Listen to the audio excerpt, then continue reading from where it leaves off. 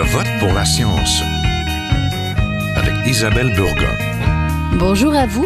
Bienvenue à Je vote pour la science. Cette semaine, nous allons parler de racisme et de ce que peut faire la science pour lutter contre les préjugés et encourager la diversité et le vivre ensemble.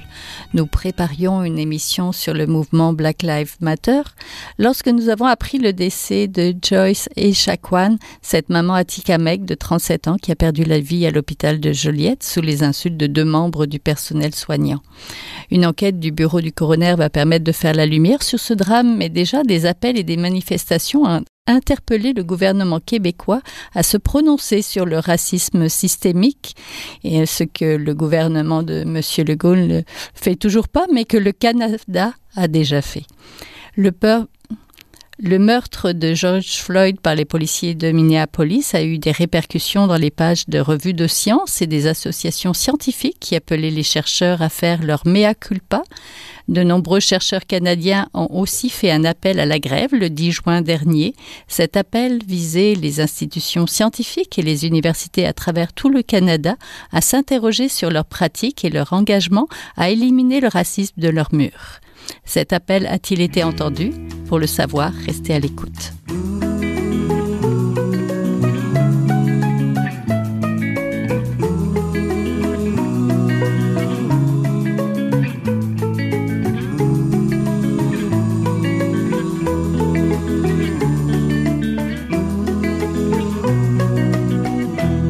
De plus en plus de voix se lèvent pour condamner les différentes formes de racisme et amorcer une réflexion pour une science plus inclusive. Pour parler de racisme et de lutte aux préjugés dans les milieux scientifiques, je rejoins aujourd'hui Marie-Lou Daudier, conseillère à l'équité, à la diversité et l'inclusion à l'Institut de valorisation des données IVADO. Bonjour. Bonjour, merci beaucoup de me recevoir aujourd'hui. Et je rejoins Nadine Boger, présidente directrice générale du Centre d'excellence en commercialisation, en recherche et en découverte de médicaments, IRICOR. Bonjour. Bonjour, merci beaucoup de me recevoir ce matin. C'est un plaisir de vous recevoir toutes les deux. Le drame qui s'est déroulé à l'hôpital de Joliette, le décès de Joyce Echaquan, cette maman atikamekw sous les insultes de 2 membres du personnel soignant. Pourquoi faut-il un drame pour parler du racisme toujours présent au Québec? Peut-être Madame Boger? Bon, tout d'abord, c'est un événement qui m'a personnellement beaucoup secoué et comme on l'a vu, qui a secoué la province au complet et je crois au niveau international, qui a eu beaucoup de retentissement.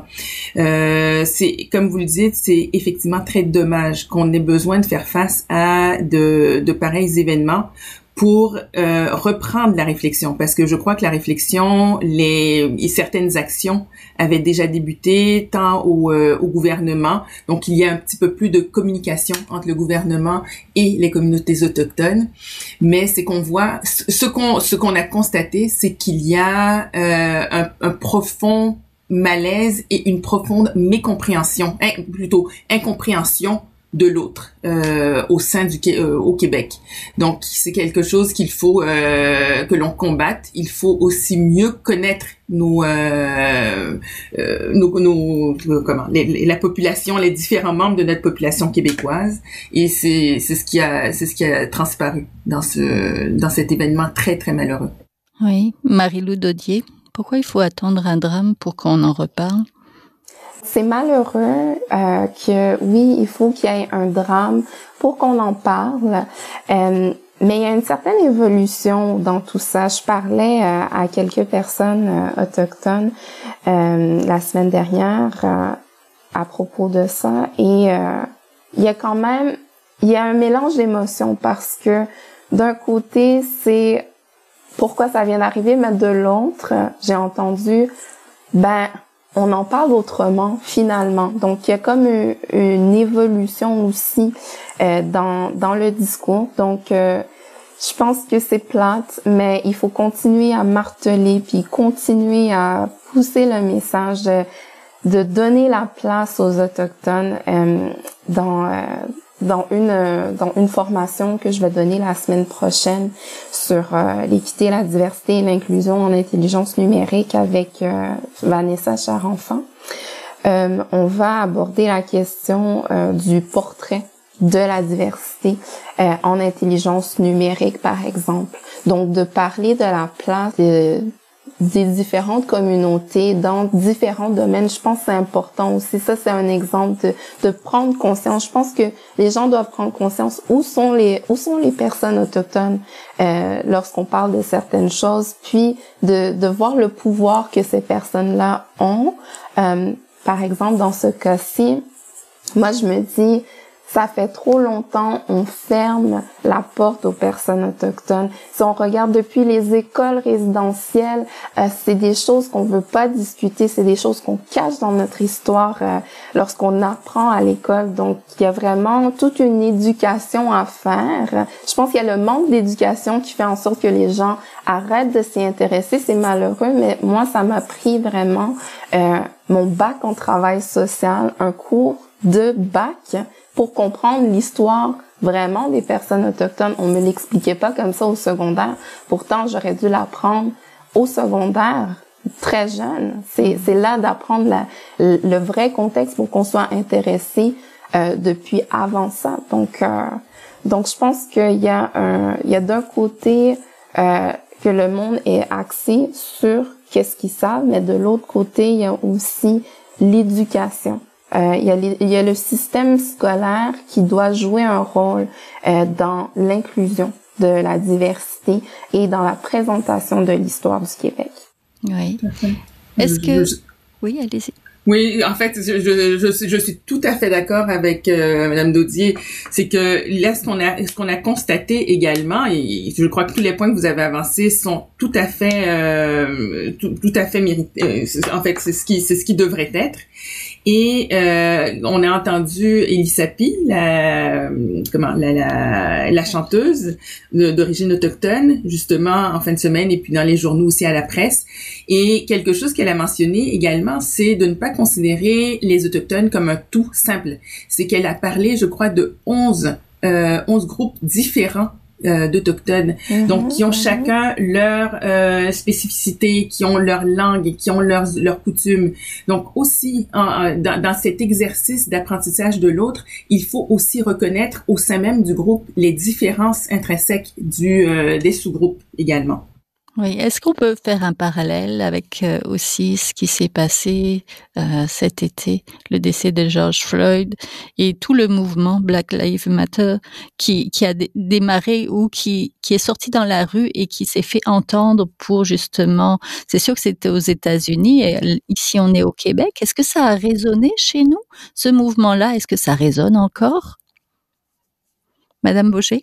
Oui, en fait, je crois que oui. Le mouvement, comme au Québec comme ailleurs à travers le monde, et c'est ce qui a été impressionnant aussi, parce que de la même façon que ça a été un événement très malheureux, ce que je dirais, moi en tant qu'haïtienne, québécoise, canadienne d'origine haïtienne, j'ai trouvé quand même encourageant de voir autant de noirs que de blancs également faire partie du mouvement, parce que c'est clair qu'on ne pourra pas changer les opinions,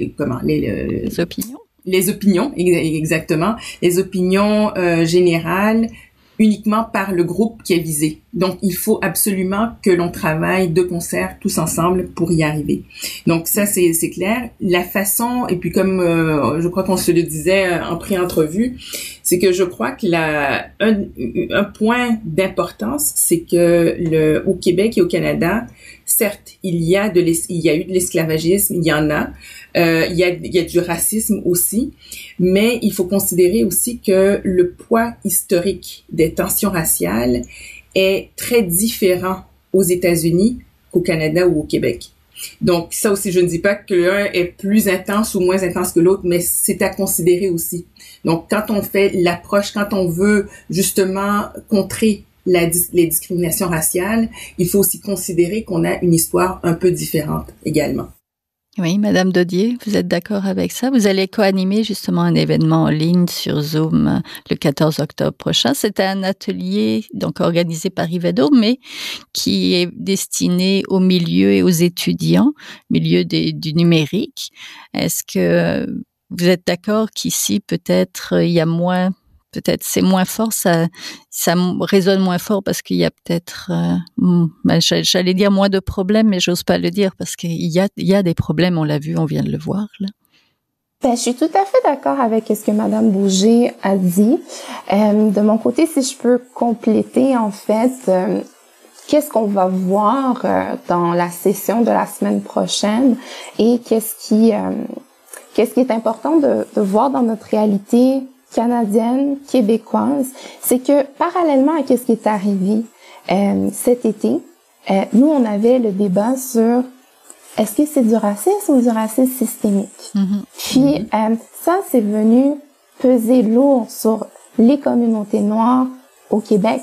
Parce qu'en plus de vivre ça, d'être témoin de la mort de George Floyd, la mort de Breonna Taylor, on a dû, en plus, subir ce débat-là, puis d'être mis en face de cette réalité-là, de découvrir que certaines personnes avec qui on a grandi depuis longtemps n'arrivaient pas à comprendre la question du racisme systémique. Donc, qu'est-ce que j'aimerais apporter, c'est que il y a quand même différents niveaux d'évaluation du racisme systémique au Québec et au Canada. Comme par exemple au Canada, il y a eu une reconnaissance du racisme systémique versus au Québec, il l'a pas. Donc ça fait en sorte que des postes comme le mien, c'est grâce à un financement fédéral qu'Ivado a pu avoir une conseillère à l'équité, la diversité et l'inclusion. Puis là, j'ai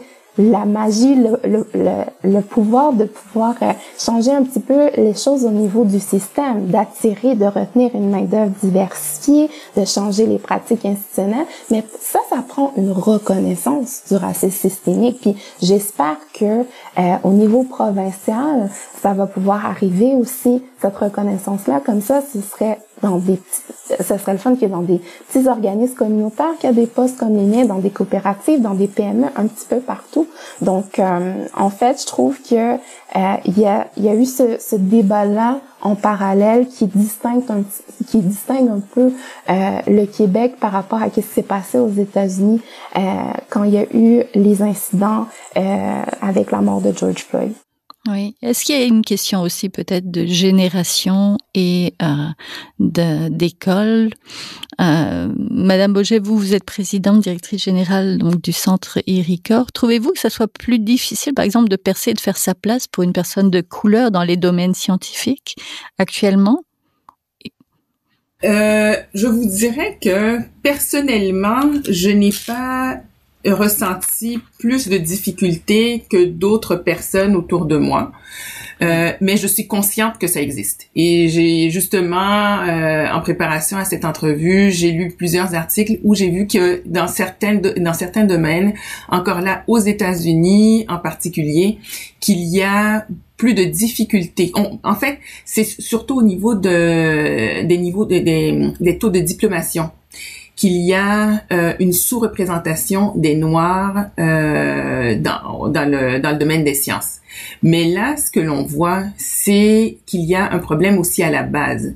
Y a-t-il suffisamment de jeunes Noirs à être intéressés aux sciences? Et c'est là aussi, je crois que nous devons agir, parce qu'on parle de pistes de solutions des fois, c'est de se dire, allons vraiment à la base, voir les élèves du primaire et du secondaire, leur présenter des modèles, et pas seulement de Noirs, de femmes, de gens de différentes communautés ethniques, pour qu'ils voient que c'est possible de choisir ces champs-là et de ne pas être stigmatisé par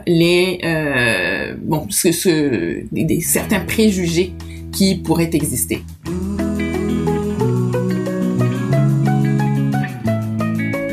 Vous êtes toujours à Je vote pour la science, là où la science rencontre la politique, une émission produite par l'agence Science Presse. Vous pouvez visiter son site internet au sciencepresse.qc.ca. Est-ce qu'on peut faire le parallèle, par exemple, c'est ça, avec les filles, accueillir peut-être plus de filles dans certains domaines scientifiques, c'est aussi toute une gageure. Ben, définitivement, en fait, il y a quand même un blocage à accéder au secteur. Puis souvent, ça va être un petit peu sous la forme, comme Madame Beaugé l'a dit, « Ah, j'ai pas remarqué que... » Parce que c'est ça, les discriminations systémiques, c'est tout doucement, ça s'insère, puis on voit pas que c'est autour de nous. Si on regarde les chiffres au niveau des femmes, il y a 20% de femmes qui travaillent en sciences et génie au Québec. Au niveau de l'UNESCO, on a recensé qu'il y a seulement 30% des étudiantes au niveau global qui étudient dans le milieu des STEAM. Donc, pour celles et ceux qui connaissent pas l'acronyme Sciences, Technologies, Ingénierie et Mathématiques. Mais ça, on peut dire, OK, bon, elles ont choisi. Donc, seulement 30% choisi, mais non. En fait, l'UNESCO, dans la même étude, a recensé les facteurs mondiaux de participation, de réussite, de progression des filles en sciences, technologies, ingénierie et mathématiques. Puis, il y a différents niveaux. Il y a au niveau de la famille, au niveau de l'école, puis au niveau de la société qu'on va lancer des images comme quoi c'est plus les hommes qui ont la place dans ce secteur-là, que ce soit aussi par les techniques d'enseignement. Au niveau des mathématiques, ça va être souvent très compétitif dans les cours, puis ça va être souvent les personnes qui peuvent prendre la place, qui peuvent lever la main, qui peuvent montrer qu'ils peuvent résoudre des problèmes qui vont être mis de l'avant. Et puis dans les approches compétitives, moi je peux partager une expérience. Quand j'étais en secondaire 2, la professeure, qu'est-ce qu'elle faisait? Elle appelait après un examen du pire résultat au meilleur résultat. Puis c'était souvent les filles du cours, on était nommées en premier, puis il y avait les gars à la fin. Fait que ça nous envoyait le message. Bon, ça a été dit devant tout le monde, OK, les filles, on est moins bonnes que les gars en maths. Puis c'est comme si ça avait été accepté tout au long du secondaire. Donc, il y a des messages comme ça, des méthodes compétitives. Certains professeurs, peut-être, peuvent penser que ça va motiver les gens, mais au contraire, ça peut démotiver. Donc, que ce soit au niveau de la famille, que ce soit au niveau de la société, l'école, il y a des blocages dès le départ. Puis une fois que les femmes accèdent au domaine, une fois qu'elles veulent rentrer sur le marché du travail, premièrement, des fois, il faut être dans les bons réseaux pour avoir accès à certaines offres d'emploi. Puis des fois, étant donné que les femmes peuvent avoir plus de responsabilités au niveau des enfants et tout ça, elles peuvent ne pas faire partie de ces réseaux-là. C'est ça le système, en fait, de l'enfance jusqu'au moment où on arrive dans le domaine, qu'on veut travailler, qu'on veut progresser en carrière. Il y a toutes ces limites-là à prendre en considération. Ces petites barrières, finalement, ces grosses, finalement, qui font des grosses barrières. Mais là, on parlait pour les filles, mais c'est vrai pour les personnes de couleur. Si on n'a pas des pères qui nous ressemblent, peut-être qu'on a moins envie de travailler dans un domaine où on a moins d'inspiration. Ça prend des modèles, ça prend des mentors, Madame Beaugé. Mais c'est exactement, voilà, je crois que ça rejoint ce que je disais, c'est que je suis tout à fait consciente et je comprends exactement ce que Madame Daudier disait, mais c'est justement il faut petit à petit et il faut que ça s'accélère aussi, mais d'avoir des modèles femmes de minorités de diverses origines qui soient présentes sur le marché du travail à différents paliers des organisations et qui puissent converser avec des jeunes, parce que encore là, tout passe par l'éducation. Tout passe par l'éducation, pas seulement des jeunes de minorités ethniques, mais de toute origine confondue, pour que justement de voir par exemple quelqu'un qui arriverait à un poste pour passer en entrevue quelqu'un d'autre, mais ne le considérerait pas comme autre. Oui, ça prend des modèles, puis c'est vraiment, vraiment important d'avoir des modèles. Le mentorat, d'avoir quelqu'un qui nous guide. Je parlais tantôt de la question des réseaux, ça c'est important, pour vraiment donner la possibilité d'avancer. Par exemple, on avait fait une activité avec le Salon international de la femme noire cette année, où on avait eu une présentation vulgarisation de l'intelligence numérique. On s'est dit, on va commencer par la base. On va pas présenter ça de manière compliquée. On avait simplement 2 étudiants qui présentaient c'était quoi qu'ils étudiaient pour montrer que c'est possible aussi aux autres personnes noires d'accéder au domaine. Puis ça a été apprécié, puis ça a créé des connexions, ça a créé des échanges, puis il y a même une personne qui m'a écrit « Ah, j'aimerais suivre, qu'est-ce que vous faites? » puis tout ça. Donc, des petites choses comme ça, c'est super important. J'aimerais vraiment réitérer le point que Madame Bouget apportait sur la question. Oui. On va chercher de jeunes autochtones, de différentes communautés autochtones pour les amener à faire une expo sciences autochtones, pour montrer dès le jeune âge qu'on peut accéder au domaine. Donc, en fait, c'est vraiment très, très, très important. Donc, je pense que ça, c'est un des premiers points, là, pour répondre à votre question. Donc, de pouvoir aller vers l'autre. C'est pas assez de dire, ma porte est ouverte, puis quand vous voulez, vous pouvez venir me voir. Tout à fait d'accord. Oui, effectivement, oui. Est-ce que toutes les deux, votre porte est ouverte? Je pense que notre porte est non seulement ouverte. Là, je vais parler pour moi, mais on va vers les autres aussi. Je pense qu'on a des plateformes qui nous permettent d'aller vers les autres aussi. On veut collaborer ensemble. Donc, je pense que notre porte est ouverte. Puis aussi, on essaie de faire ouvrir les portes des autres. Donc, je pense qu'il y a vraiment un déblocage à faire un peu partout, mais c'est pas assez d'ouvrir la porte. Comme l'émission achève bientôt, une dernière réponse peut-être sur des stratégies pour accélérer les choses, peut-être pour en mode solution là. Qu'est-ce qu'on pourrait envisager pour changer les choses assez rapidement, parce que j'ai l'impression que on en parle, à chaque drame on en parle, mais ça continue. Donc peut-être Madame Daudier. Donc la première chose, c'est de s'informer, de se sensibiliser. Donc il y a plein d'articles. Il y a par exemple le documentaire Briser le code de Fabrice Ville à écouter. Oui. Mais il y a aussi des outils assez importants. C'est bien d'être sensibilisé, mais il faut s'outiller aussi. Faut faire cette démarche-là d'aller s'outiller. Par exemple, il y a sur notre site web de ivado.ca, donc ivado.ca. Si vous allez dans la section équité, diversité, inclusion, on a créé une boîte à outils où il y a premièrement un feuillet sur les biais inconscients en recrutement. Donc, on sait que les comités au niveau du recrutement ont peu de temps. Donc, on a créé un feuillet de 8 pages. En plus, il y a des images dessus. Donc, vraiment, c'est quelque chose qui se lit assez facilement pour reconnaître nos biais inconscients, pour reconnaître nos façons d'agir et agir là-dessus. On a aussi un MOOC, un Massive Online Course sur les biais et discriminations en intelligence artificielle que vous pouvez suivre à votre rythme.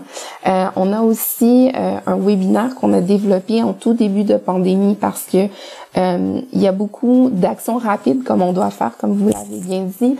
On parle beaucoup de design thinking, d'agir rapidement. Des fois, il y a des subventions, puis allez, il faut produire. Mais comment s'arrêter même dans l'urgence pour avoir des pratiques inclusives? Donc, on a un webinaire sur la COVID-19 et l'intelligence numérique vers des pratiques inclusives. Donc, ça, c'était un exemple. Quand on était en début de pandémie, on voulait trouver des choses rapidement, mais quand même prendre le temps de se dire, est-ce que j'ai des personnes issues de la diversité dans la gouvernance de mon projet? Est-ce que quand je teste quelque chose, est-ce que l'échantillon représente la société? Est-ce que je rends le produit ou le service accessible à toutes et à tous, et est-ce qu'il est adapté aux besoins de chacun?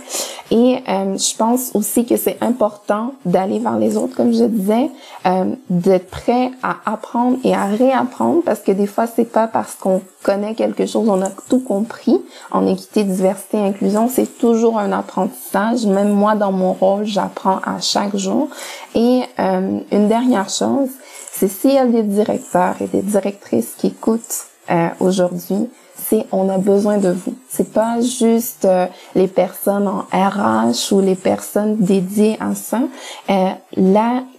l'équité, la diversité, l'inclusion, c'est une question transversale et ça passe par le leadership inclusif aussi dans les organisations. Oui, tout à fait. Donc, Madame Boger, on a besoin de vous. Vous avez entendu le message? Là, j'ai entendu clairement. Et en fait, Madame Gaudier, j'ai pris note parce que c'est certain. Là, vous avez piqué ma curiosité. C'est clair que je vais consulter les sites que vous avez mentionnés et puis sûrement participer à certains des webinaires dont vous avez parlé. Parce que effectivement, on a besoin de s'outiller, même quand on pense ne pas avoir ses biais. Je lisais des articles où on dit vraiment qu'il faut que l'on prenne conscience qu'il y a toujours un raciste qui sommeille en nous et qu'il faut justement suite à cette prise de conscience, c'est ce qui nous permettra de nous affranchir. Et comme vous disiez tout à l'heure, Madame Baudier, c'est que même si c'est un exercice à maintenir. Parce que ces biais-là, l'autre est toujours considéré, la personne qui est devant nous est une personne étrangère qu'on gagne à connaître. Et puis, ne serait-ce que, là, si on parle de façon un peu plus financière et économique, les retours sur investissement quand on inclut des personnes de différentes sources, de différentes origines ethniques, de différentes issues de la diversité, ça a un effet très positif sur les retours socio-économiques des organisations. Oui, tout à fait. Je vous remercie beaucoup. Vous venez d'entendre Nadine Boger, présidente directrice générale du Centre d'excellence en commercialisation, en recherche et en découverte de médicaments, ERICOR, et Marie-Lou Daudier, conseillère à l'équité, la diversité et l'inclusion d'Ivado. Donc, merci à toutes les deux d'avoir participé. Merci beaucoup. C'était un plaisir. C'était un plaisir aussi. Au revoir. Au revoir.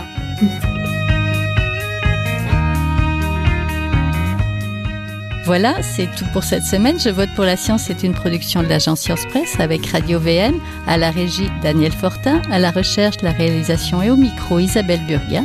J'espère que vous avez aimé cette émission. Si oui, partagez-la largement. Sinon, écrivez-nous pour nous dire ce que vous aimeriez entendre à Je vote pour la science. D'ici là, restez bien informés sur Radio VM. Pour notre part, nous avons des rediffusions tout au long de la semaine et vous pouvez nous écouter aussi en podcast sur le site de l'agence Science Presse. Portez-vous bien, bonne semaine.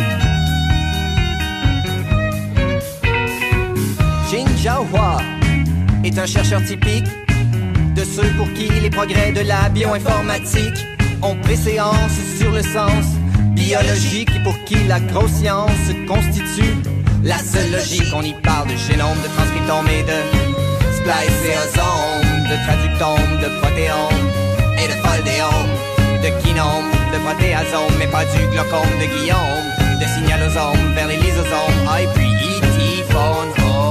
Des milliers de candidats qui montent et qui descendent en fonction du style.